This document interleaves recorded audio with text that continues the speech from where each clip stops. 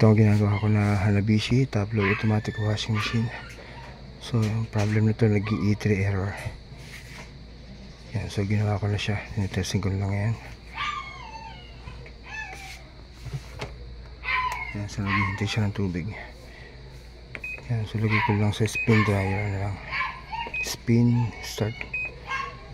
Yan, sa spin dryer kasi lalabas yung E3 na yun. So yan, pag nawala na E3 ibig sabihin okay na, solve ko na yung problem.